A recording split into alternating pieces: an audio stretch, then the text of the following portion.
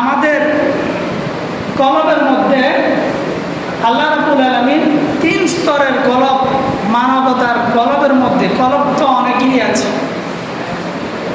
Heart প্রত্যেকটা মাখলুকের কাছে heart আছে।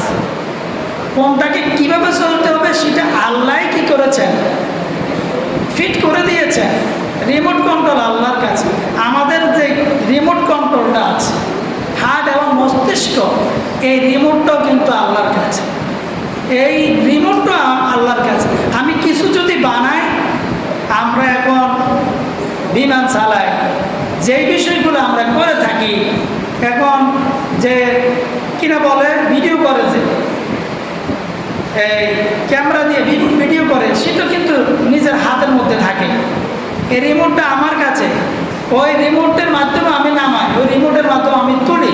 কিন্তু আমাদেরকে আল্লাহ যে সৃষ্টি করেছেন, এরই একটা কিন্তু রিমোট কন্ট্রোল কার কাছে আছে? আল্লাহর কাছে আছে। প্রত্যেকটা আত্মার রিমোট কন্ট্রোল কিন্তু আল্লাহর কাছে আছে। আল্লাহ বলছে, আমি অন্তরের বিষয়ে খবর রাখি। শুধু তোমার অন্তরের যে কল্পনা, কি প্রেরণা চাচ্ছে, অনুশোচনা করছে, এটা কিন্তু আমি আল্লাহ জানি। এটা কে জানে? আল্লাহ জানে। আবার বলছে, বাসির, তুমি বান্দা কি করো সেই বিষয়ে আমি চোখ দিয়া, চক্ষুষ মানে আমি দেখতেছি। তাহলে রিমোট কন্ট্রোল আল্লাহর কাছে না? আল্লাহর কাছে। এই বিষয়ে মুতমাইন্নার যে বিষয়টা আল্লাহ রাব্বুল আলামিন কোরআনের মাঝে ঘোষণা করেছেন যে, হে প্রশান্ত চিত্ত আত্মা, ইরজিই, তুমি ফিরে আসো।